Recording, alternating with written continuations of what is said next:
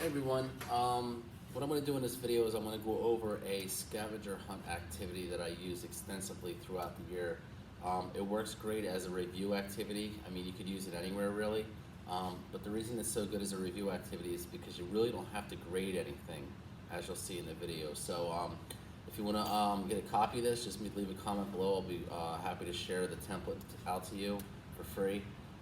Also subscribe, comment, like, all that if you feel that this is useful.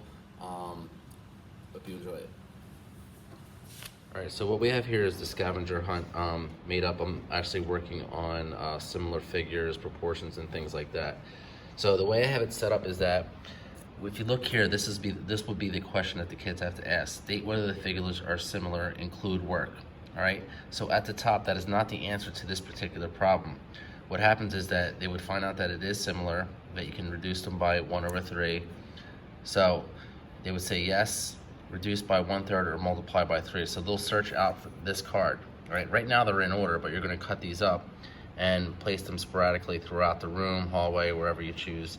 But on your computer or wherever you set this up, this would be your answer key. So the kids can start anywhere. They can start at any card, so you can spread out. But this card will lead to this card, leads to this card, leads to this card, so on and so on. So what they would have is this. They can use a clipboard. You obviously don't want the kids to start in the same spot, so I have them spread out. You also don't want to have answers that are similar, because what ends up happening is the kids will end up in a loop. So I always explain this before we do the activity. I mean, it takes like 4 or 5 times for them to really hammer it out.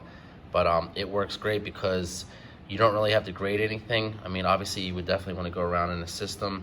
But I usually do 16 cards, and it's really good. The kids seem to enjoy it. It gets them out of their seat.